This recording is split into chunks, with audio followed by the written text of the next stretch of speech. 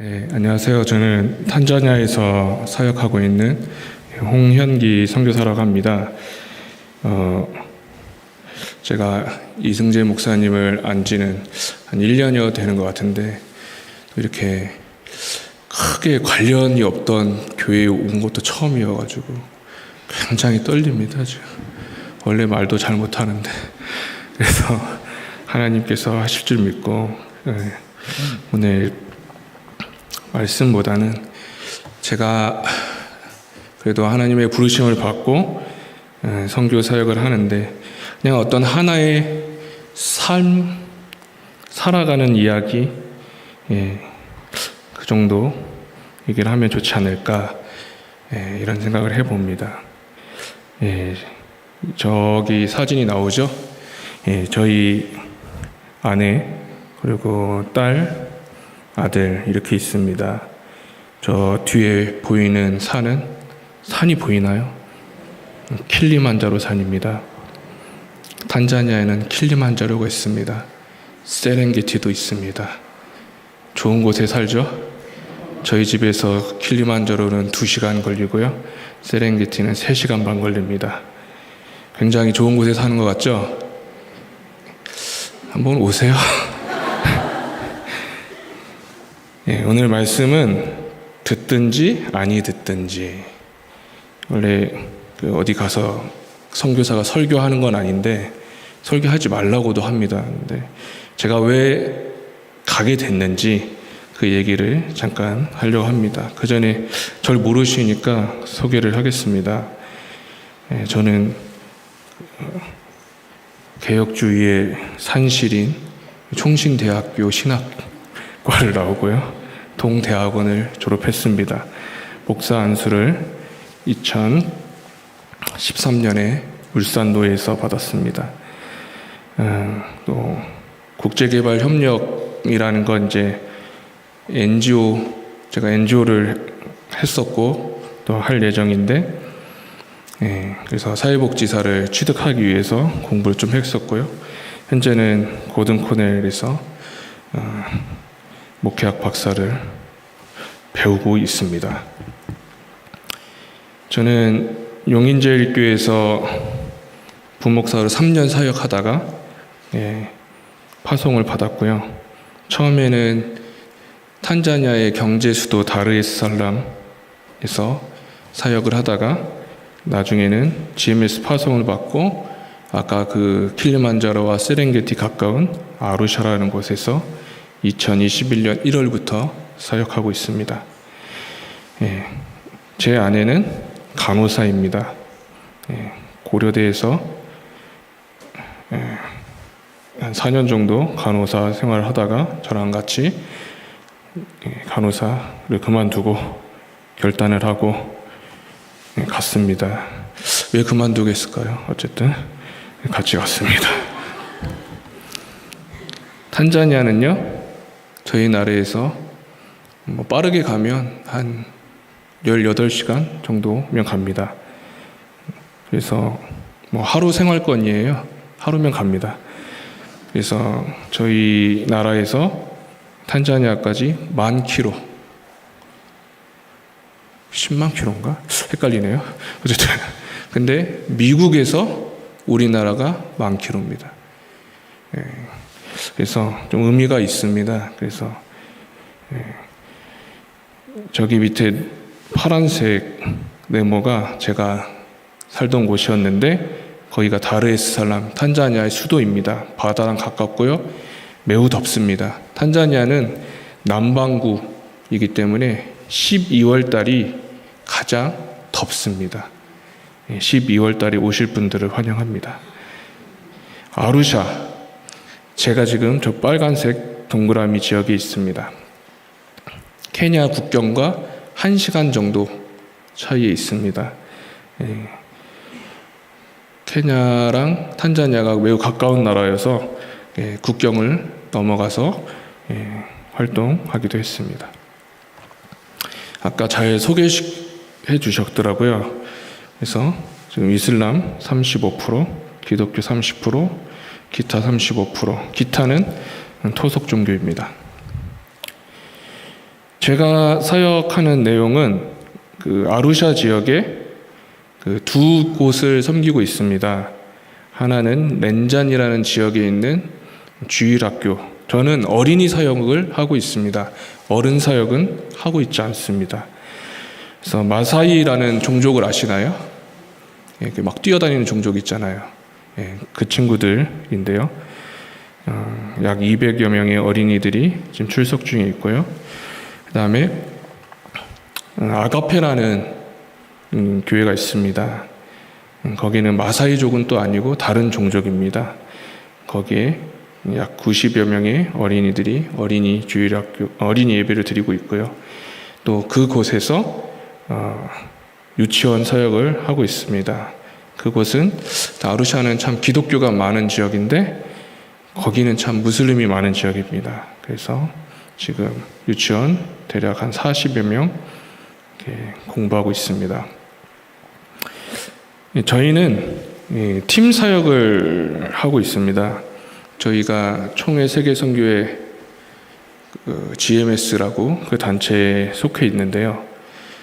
GMS에서 추구하는 방향이 팀 사역입니다. 같이 좀 해라. 어울려서 같이 좀 해라. 근데 참 그게 어려운 것 같아요. 한국 사람들의 특징이 있습니다. 같이 못해요. 너만 잘났냐 이게 좀 있거든요. 그래서 같이 못합니다. 그리고 언제나 정상적인 값이 분열입니다. 분열을 해야 합동측이거든요. 그래서 근데 우리는 팀 사역을 지향하고 있고 그래도 참 8년여 동안 열심히 팀 사역을 하고 있습니다. 그래서 비가 와가지고 차가 못 올라가지고 걸어가는 와중에 이렇게 좀 찍었습니다. 저 끝에 있는 사람이 제 아내고 가운데는 싱글 여자 선교사님이시고 또 하늘이 보이는 사진에는 저희 가족이 있습니다. 제가 잠깐 한 1분 30초 정도 저희 소개하는 영상을 보여드릴 텐데요. 눈 깜빡이면 다 지나가거든요. 한번 잘 보세요.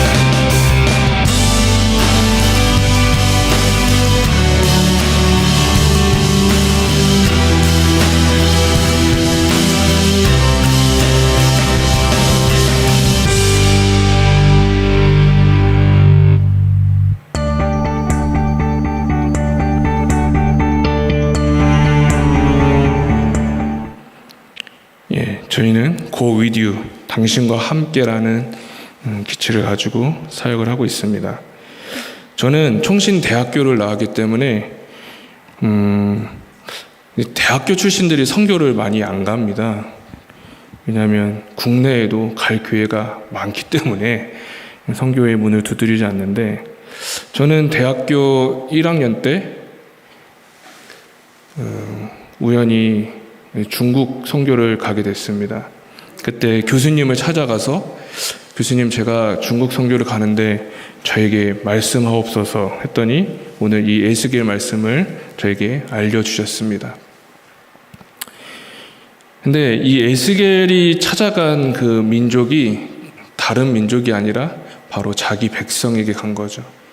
패역하고 마음이 상할 대로 상한 하나님을 찾지 않는 그 백성에게 에스겔을 하나님께서 보내셨죠. 저는 그게 맞다고 생각합니다.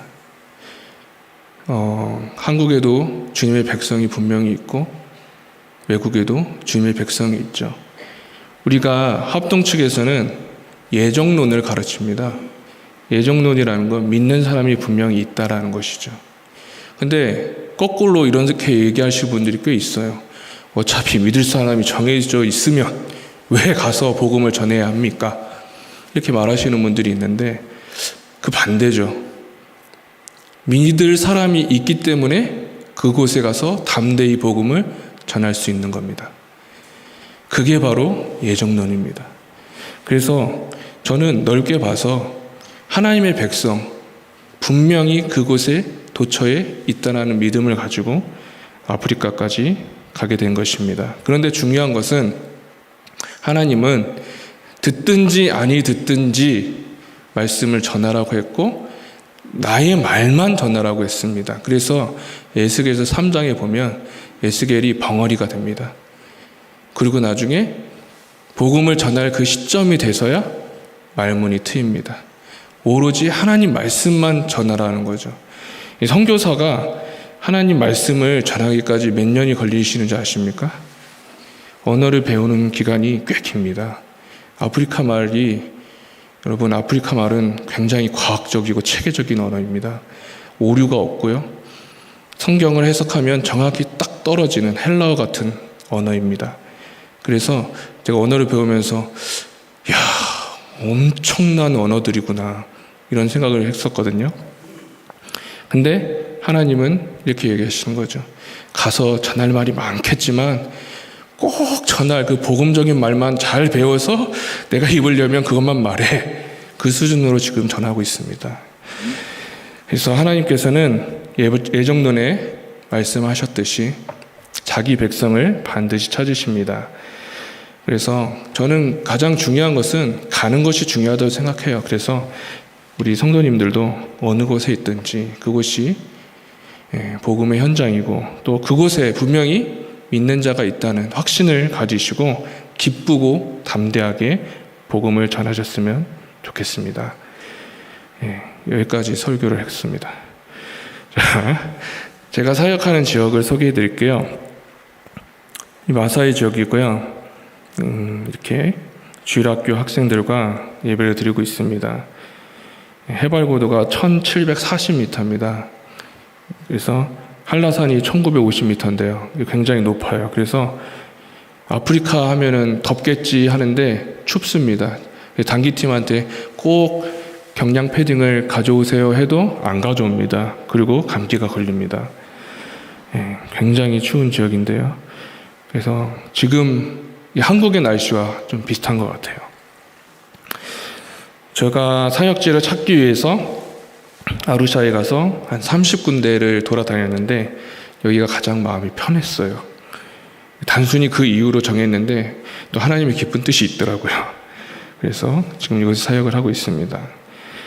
처음에는 이렇게 좋은 환경에서 저도 사역을 했던 사람입니다. 왜 좋은 환경이냐? 저희 교회가 지어놓은 아주 좋은 학교도 있었고요. 그리고 NGO도 설립해 놓았는데 있었습니다. 그래서 학교 사역도 했었고 그 안에서 NGO 사역도 했었는데요. 제가 나중에 그 비자가 안 나오게 되었습니다. 그래서 하나님 왜 비자가 안 나올까요? 많이 기도를 했는데 그 시기가 좀 그랬습니다. 그래서 비자가 안 나와서 굉장히 고민하고 힘들어하던 상황 중에 하나님 뜻이 아니면 아닌 거지 라는 마음으로 과감하게 철수를 했습니다. 철수를 했다가 또 새벽 기도를 또 잘못해가지고 다시 선교의 문을 두드리게 되었습니다. 그래서 GMS에 가서 선교사 훈련을 받고 또 7개월 만에 같은 나라인 탄자니아로 돌아갔습니다. 그런데 제가 있던 곳에 다시 갔더니 이미 그것은 제가 할 것이 아니라는 강력한 마음이 있어서 그곳에서 차로 한 12시간 정도 떨어져 있는 지금의 사역지로 가게 되었습니다. 2022년 3월에 이 교회에 가보니까 17명의 아이들이 예배를 드리고 있었습니다. 이 장소가 어디냐면 지금 파란색 창고 같은 곳이 바로 아이들의 주일학교 장소였습니다. 그래서 이곳에서 이렇게 드리고 있길래 열심히 저희도 돕는 사역을 하고 또 아이들에게 복음을 전하고 또 이 건물에서는 유치원 사역을 하면서 아이들과 함께 했습니다. 그러고 나서 한 6개월 후에 아이들이 한 70여 명 천천히 오더니 점점 예배가 정착되어서 그 창고에서 벗어나와서 야외에서 예배를 드리기 시작했는데 비도 맞고 아무튼 그렇게 예배 드렸습니다. 그래서 저 여자아이입니다. 저 망토를 두른 여자아이가 찬양 인도를 하고 또 서 있는 저 가운데 아이가 말씀 암송을 또 시키는 훈련을 했고 이 아이들이 지금도 잘 하고 있습니다. 그래서 2022년 12월에는 한 100여 명 아이들이 예배를 드리기 시작했고요. 이제 한 1년여 지나니까 한 140여 명이 예배를 드리기 시작했습니다. 그리고 현재는 한 200명 정도 예배를 드리고 있는데요. 너무나 감사하죠. 그 산골이거든요. 엄청난 산골입니다. 애들이 있을까 했는데 애들이 많더라고요. 그래서 참 아프리카는 애를 많이 낳는구나. 그리고 마사이족은 부인이 많거든요. 그러니까 참 많이 낳았겠구나 그런 생각이 들더라고요. 그래서 200명이어도 다 같은 가족일지도 모릅니다. 어쨌든 이 아이들이 기쁘게 지금 예배를 드리고 있습니다. 그리고 이 아이들 중에 성경 공부를 좀 시켜야 되겠다 해서 성경 공부를 시켰는데요. 저는 이 상식이 통하는 사람이었기 때문에 상식적으로 이렇게 가르치려고 성경 오늘 200 몇 페이지 거기를 펴보세요 했더니 아이들이 아무도 못 핍니다. 숫자를 모르더라고요.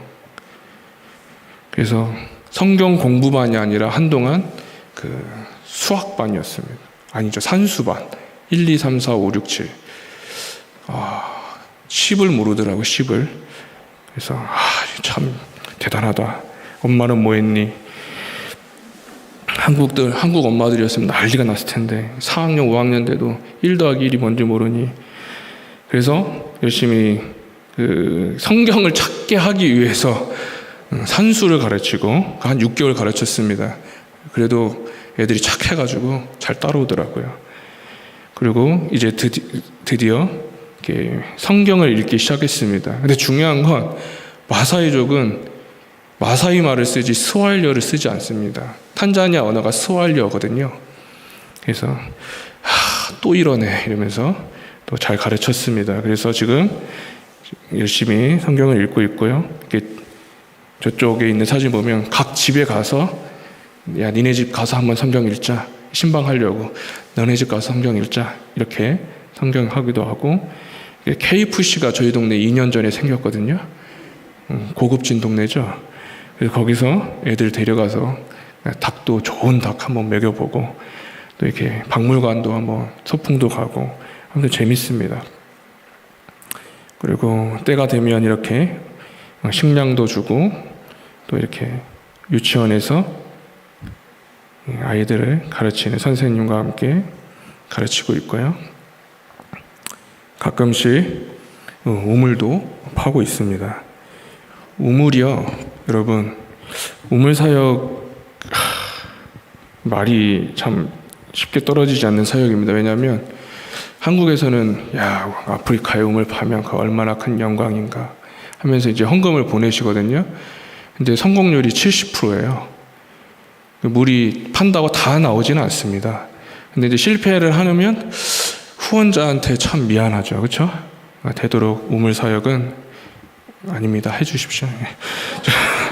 자, 그리고 지금은 200명 아이들이 모여서 공간이 부족해서 이곳에서 부지를 구입해서 교회를 건축할 예정입니다. 지금은 렌자니 사역이었고 이제 아가페 교회 사역을 소개해 드리겠습니다. 여기는 참 특이하게도 무슬림이 강한 지역입니다.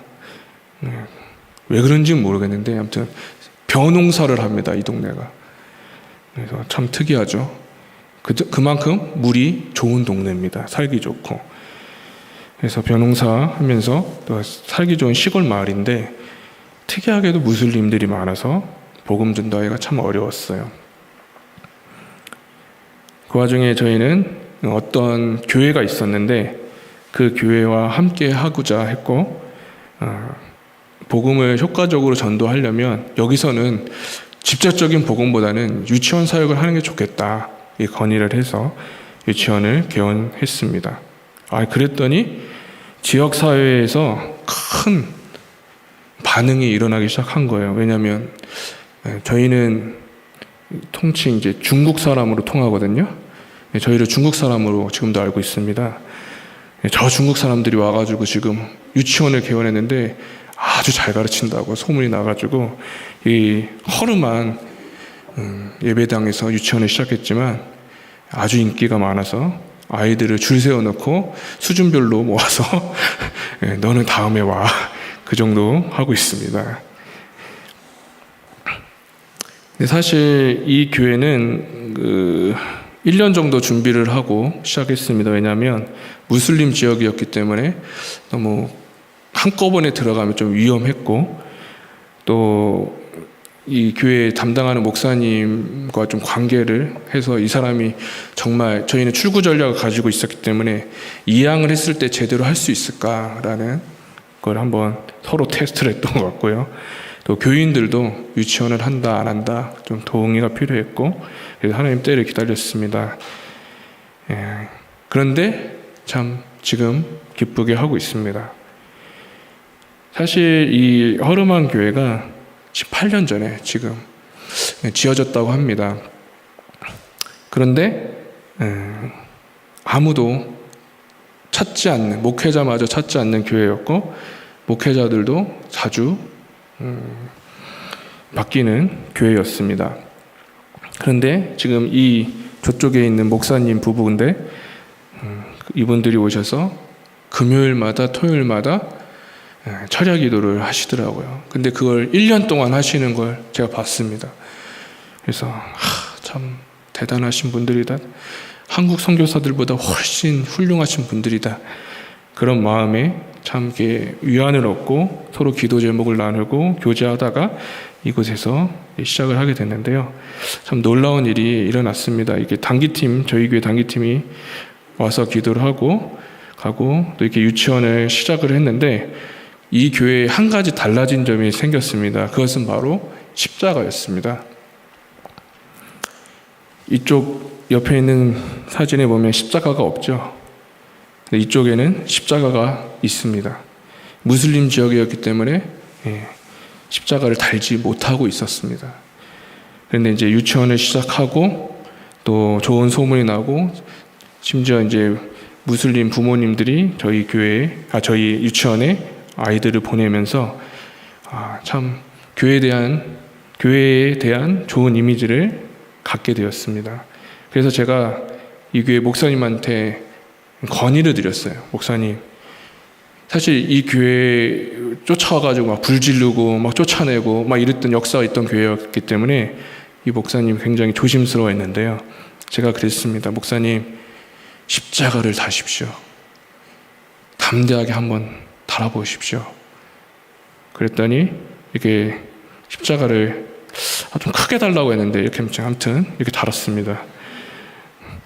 그런데도 지금까지 누구도 불태우고 있지 않습니다. 그래서 이렇게 작은 교회에서 기쁘게 아이들과 유치원 사역을 시작했다가 유치원 짓게 됐습니다. 그래서 작년이네요. 이렇게 유치원을 짓고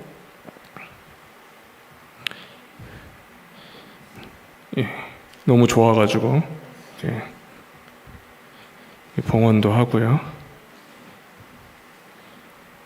지금 유치원을 재개원해서 유치원 교실 2개, 가운데는 예배당, 그리고 유치원 건물 양 앞으로 사무실 이렇게 지었습니다. 그래서 2025년 1월 25일 날 어린이 예배를 드렸고요. 그때는 다 좋았습니다. 예. 그리고 이게 올해 얼마 전에 저희 교회에서 헌당 예배를 하러 오셨습니다.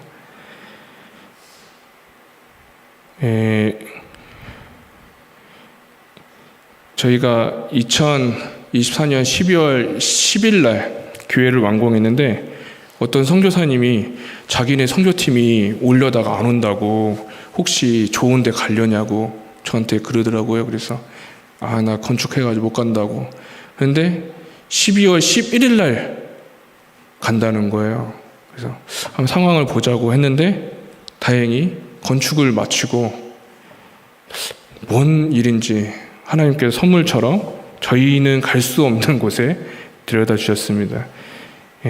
우리 아기가 이렇게 손 벌리고 있는 곳은 응고롱고로라는 곳이고요. 세렝게티 초입에 있습니다. 그리고 밤하늘은 그곳에서 찍은 것이고요.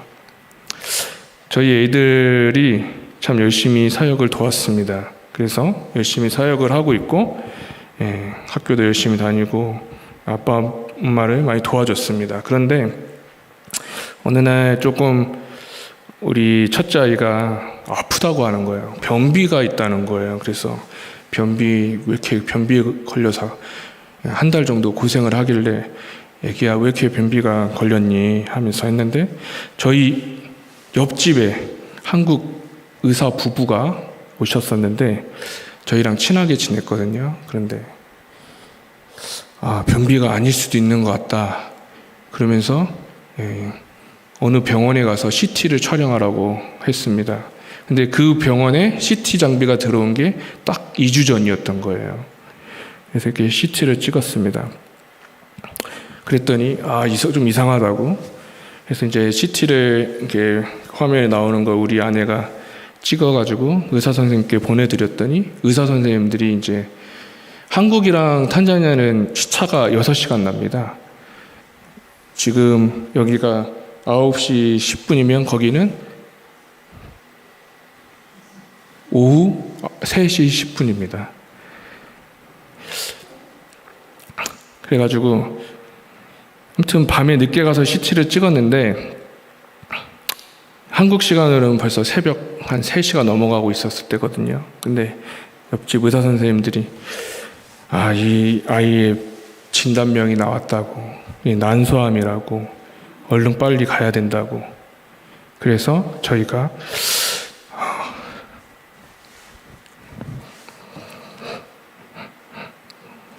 좀 죄송합니다. 너무 급하게 다음날 표를 끊고 저희는 저랑 아들은 남고 아내랑 아기만 딸만 보냈습니다. 그래서 부산대병원 의사분들이었는데 다행히 자기 친구가 난소암 교수더라고요. 그래서 입국하고 일주일 만에 다행히 수술을 했습니다.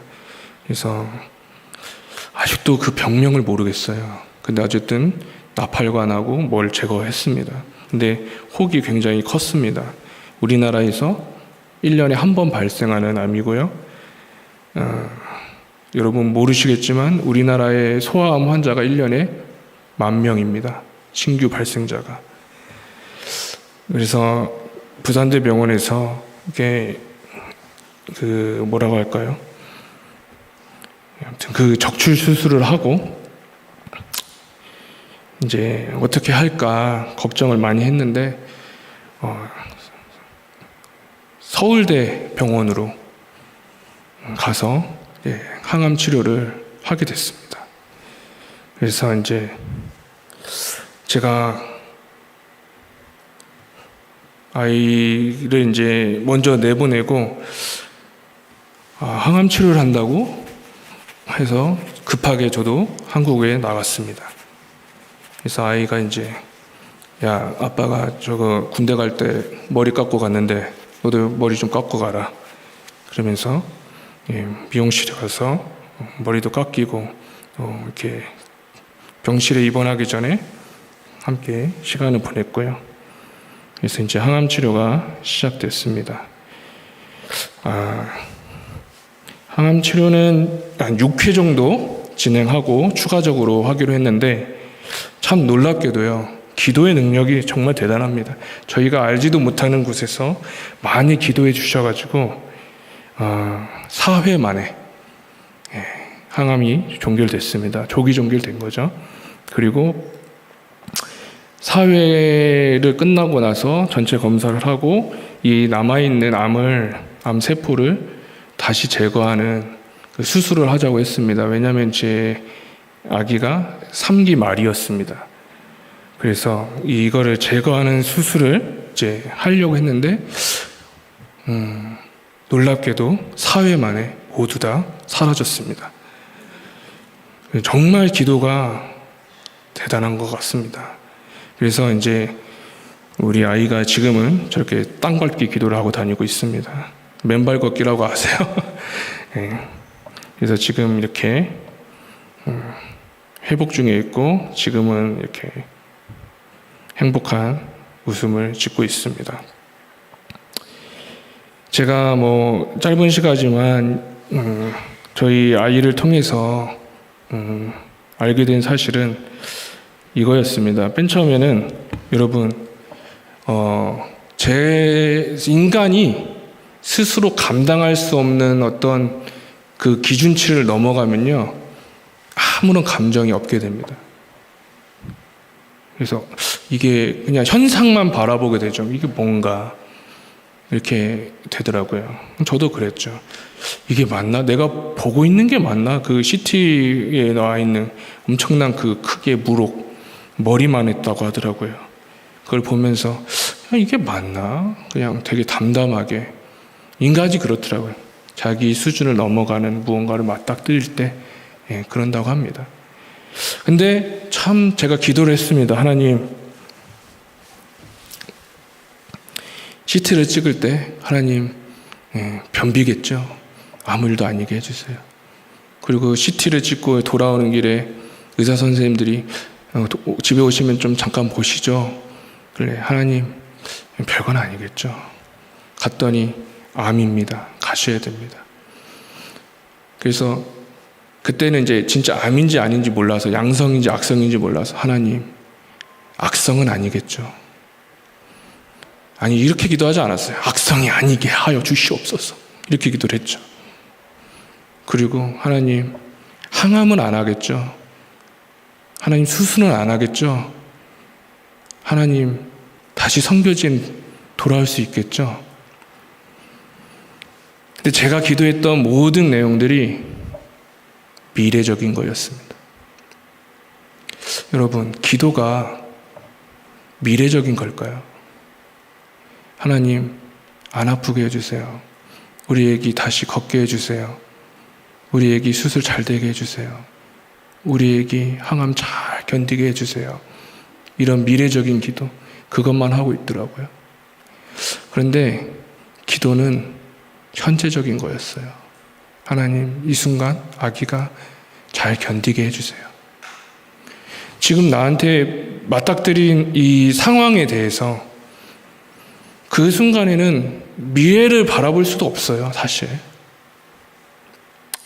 하나님, 지금 이 순간 잘 넘어가게 해주세요. 어느 순간 미래적인 기도를 내려놓고 현재를 기도하기 시작했습니다. 에스더가 죽으면 죽으리라 하며 왕 앞에 나아갔습니다. 근데요, 많은 사람들이 그래요.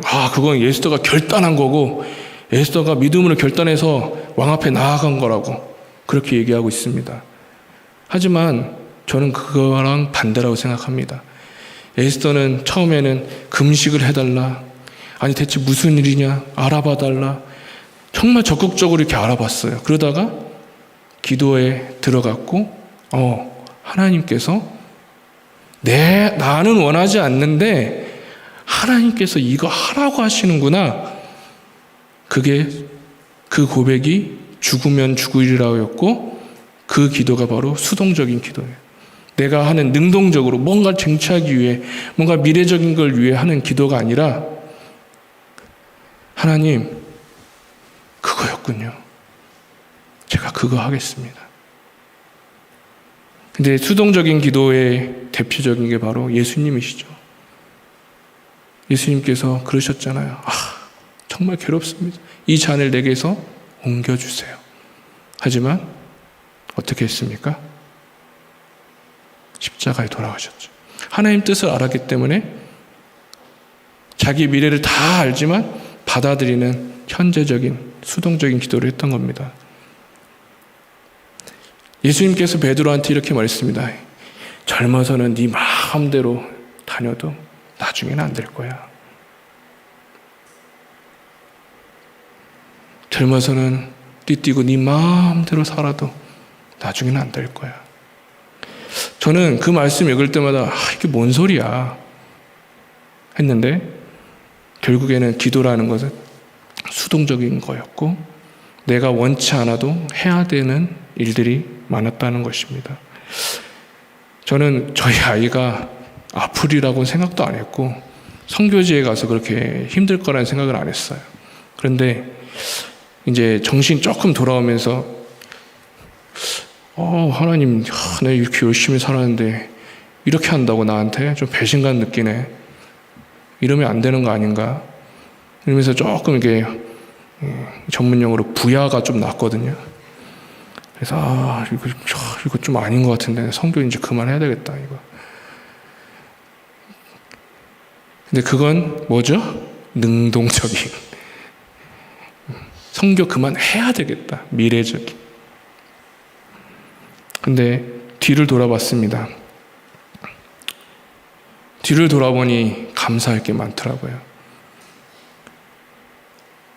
왜 하필 우리 옆집에 1년 반 계시는 의사 발런티어 부부가 왔으며 왜 하필 2주 전에 그 병원의 CT가 작동됐으며 왜 하필 그 의사 선생님의 친구가 난소암 교수이며 왜 하필 우리 아이가 6회 예상했고 수술도 예정했는데 4회 만에 조기 종결이 됐으며 돌아보니까 은혜가 많았습니다. 기도라는 게 딴 게 아니더라고. 응답이라는 게 딴 게 아니에요. 미래적인 게 응답이 아니고 뒤 돌아보니 하나님이 하신 일을 발견해내는 게 바로 기도의 응답입니다. 우리의 삶 가운데 하나님은 또 열심히 산 거 아는데 뜻하지 않는 일을 분명히 주시는 것 같아요. 하지만 뭔가를 쟁취하거나 능동적인 기도가 아니라 하나님이 하시겠다고 하는 기도에 귀 기울였을 때 다른 사람들은 저보고 뭐라고 했을지 모르겠지만 다시 항암하는 아이를 등지고 탄자니아로 돌아가서 사역해야 되는 제 자신이 너무나 서럽고 처량했지만 또 그 가운데 일하시는 하나님의 모습을 보면서 참 감사했어요. 저는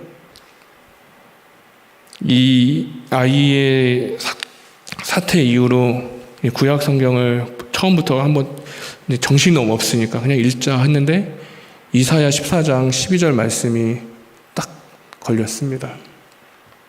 거기에 바벨론 왕을 지칭하면서 너 계명성아 라고 얘기를 합니다. 어찌 그리 이 예스겔보다 폐역한 족속인지요. 계명성. 바벨론 왕, 나중에는 타락한 천사의 상징이 되는 계명성. 근데 제가 그 말씀을 읽으면서 내가 하나님 앞에 이렇게 열심히 사역했고 내가 하나님 앞에서 이렇게 죽도록 충성했다고 스스로 생각했는데 어쩌면 내가 계명성이 되는 게 아닐까? 계명성의 뜻은요, 빛을 가져오는 자예요. 룩스 페레 루시퍼. 루시퍼가 원래 뜻이 타락한 천사야. 루시퍼의 원래 뜻은 빛을 가져오는 자입니다. 새벽에. 얼마나 가슴 벅찬 뜻깊은 이름입니까? 저도 어쩌면 탄자니아에 빛을 가져오는 자가 됐을 수도 있죠. 근데 그것뿐인 거예요. 그냥 자기 영광, 자기 교만에 빠져서 그냥 나 아프리카 선교사 얼마나 힘들어, 이런 사람이 될 수 있었던 거죠. 하지만 하나님께서는 이 일을 통해서 절대 계명생이 되지 말고 하나님의 종이 되기를 바라시는 것 같습니다. 짧은 시간이었지만 저희 가정에 또 저에게 일어난 삶의 이야기를 나누게 됐습니다. 많은 사람들이 저에게 얘기합니다. 아이가 아프고 향후 2, 3년 안에는 못 들어갈 텐데, 탄자니아에 못 들어갈 텐데 선교사님은 어떻게 하실 겁니까? 근데 너무 간단한 거 아니에요? 다시 가서 하면 되죠, 사역을. 너무 어렵게 생각하고 복잡하게 생각하면 안 될 때가 있더라고요. 지금 상황이 하나님의 뜻이 어디 있는지 저는 분명히 모릅니다. 아이가 재발을 할지 또 다시 어떤 상황에 있을지 앞의 일을 제가 어떻게 알겠어요. 하지만 기도는 미래적인 게 아니라 지금 현재 나에게 일어나는 것을 뒤돌아보면서 그것이 감사했구나 발견하는 것이라 저는 믿습니다. 저는 그래요. 어쩌면 사실 제 자식의 일이지 제 본인의 일은 아니잖아요. 또 그러니까 이 감정이 덜 이입되는 게 아닌가? 이렇게 말하는 분들도 있는데 제가 그래서 탄자니아에 돌아가는 것은 아닙니다. 저는 이 일 이후에 한 번도 3시간 이상 자본 적이 없습니다. 자동으로 눈을 뜨게 되고요. 눈 뜨고 기도하는 게 아니라 멍하니 있게 되고요. 하지만 다시 성경을 보고 읽게 되고요. 그냥 저를 단련하는, 우리 딸과 다르게 그냥 저를 단련하는 하나님의 방법이라 믿고 있습니다. 뒤를 돌아보며 자기의 은혜를 발견하는 그 작업을 해나가는 시간, 너무나 소중한 시간인 것 같습니다. 앞을 바라보면 하나님을 원망하게 되고 왜 나는 이런지 자기의 처지를 비관하게 되고 비교하게 되고 슬프고 왜 나만 겪는 아픔인지에 대해서 많이 고통스러워할 수도 있습니다. 하지만 그 지나간 궤적 안에 분명히 나와 함께 하신 그 하나님을 발견할 때는 너무나 감사한 일들밖에 없습니다. 그 감사를 꼭 찾으시는 열방교회 되시기를 간절히 소망합니다. 가슴 벅찬 이름이잖아요. All Nations. 주님의 복음이 열방에 전파되고 내 가정과 직장과 사업체와 하시는 모든 일 가운데 열방이 있다는 것을 깨닫고 지나간 궤적 안에 주님을 발견하고 감사하는 귀한 성도들 되길 바랍니다. 기도하도록 하겠습니다. 하나님 감사합니다. 부족한 종 잠시 와서 삶을 나누었습니다. 하나님 우리의 삶 가운데 어떻게 역사하시는지 참 이해하기 어렵고 괴로울 때도 있고 힘들 때도 있지만 하나님께서 하시는 모든 일은 언제나 옳고 그것이 진리이고 그것이 생명이고 그것이 주님의 큰 계획인 줄 믿습니다. 우리가 할 수 없는 일들, 우리가 전혀 생각지도 못한 일들, 어쩌면 우리가 원하지도 않았던 일들, 그것을 통해 하나님은 분명히 일하시는 줄 믿습니다. 그것에 우리가 순종하고 에서처럼 죽으면 죽으리라, 하나님의 음성을 듣고 내 의지가 아닌 에스겔처럼 내 말이 아닌 오직 하나님만 나타나는 귀한 우리의 인생 될 수 있도록 인도하여 주시옵소서. 괴롭고 힘든 시간을 지나는 주님의 백성들이 있습니다.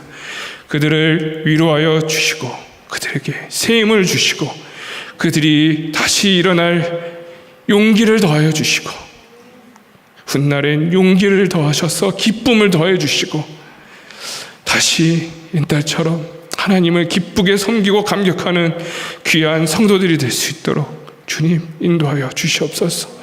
이 자리에 나오고 싶으나 육신이 연약하여 병중에 있고 병상에 있고 깊은 고독의 길을 걸어가는 자들도 있습니다. 주여 그들의 마음을 위로하여 주시고 상심치 않고 주님을 붙들고 나아갈 수 있도록 인도하여 주시옵소서. 참 괴롭습니다. 하지만 그 가운데도 하나님이 함께 하십니다. 함께 하시는 그 하나님을 붙들고 나아가는 귀한 열방교회 성도들 될 수 있도록 인도하여 주시옵소서. 모든 영광을 하나님께 돌리며 예수님의 이름으로 기도드립니다. 아멘.